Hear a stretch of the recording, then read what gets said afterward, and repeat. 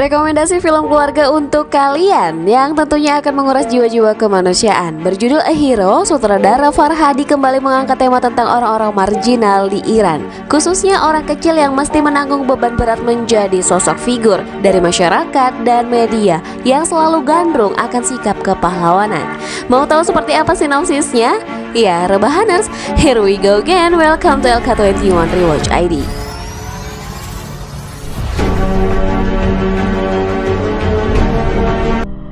Film ini berkisah tentang Rahim, seorang duda beranak satu yang baru keluar dari penjara. Ia masuk jeruji besi karena tak bisa membayar hutang yang terus menjeratnya hingga di akhir film. Seusai dia keluar dari penjara, Rahim sebagaimana mantan penjahat pada umumnya tentunya kesulitan mengakses pasar kerja. Ia pengangguran. Anaknya yang sudah beranjak puber pun masih menggantungkan hidup kepada kakak Rahim, yaitu Ratmer.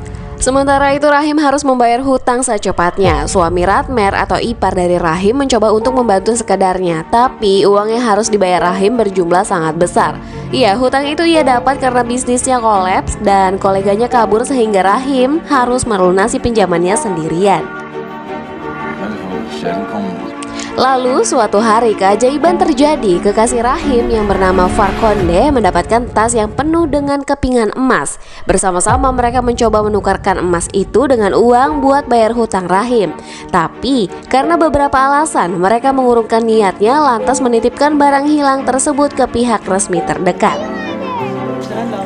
Dan karena hal itu, Rahim sebagai mantan tahanan yang terjerat hutang lantas dipuja-puja oleh media. Ia disambut bak pahlawan oleh media. Lembaga amal pun mendatanginya, memberinya uang untuk melunasi hutang dan mencarikan kesempatan kerja.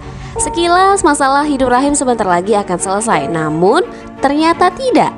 Rahim yang menarik perhatian media, lembaga amal dan masyarakat harus terus memenuhi keinginan mereka. Sebagian masyarakat memang doyan sekali dengan drama. Kesedihan-kesedihan hidup Rahim terus diaplikasi dalam televisi.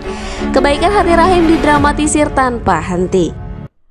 Di beberapa kesempatan, misalnya anak dari Rahim yang disabilitas yang mengalami gangguan hingga kesulitan berbicara dipaksa memberikan kesaksian tentang ayahnya di depan media dan khalayak umum.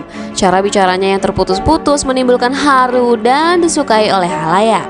Rahim dan kekasihnya juga terpaksa memanipulasi cerita kebaikannya. Meski sebetulnya Farkonde yang menemukan tas berisi kepingan emas itu, Rahim terpaksa mengatakan di depan khalayak bahwa dialah yang menemukannya.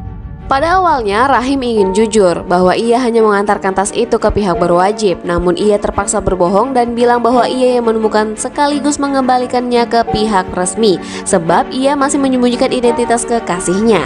Kebohongan satu lantas melahirkan kebohongan yang lain, dan Rahim terus berbohong sebab ia dituntut oleh masyarakat.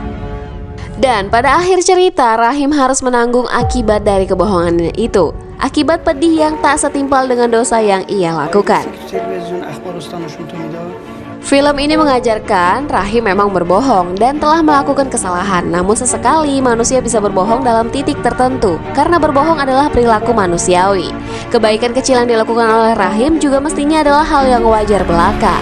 Namun di sini medialah sumber masalahnya. Dan tetap poin paling pentingnya berbuat baik adalah kewajiban setiap orang bila ada kesempatan.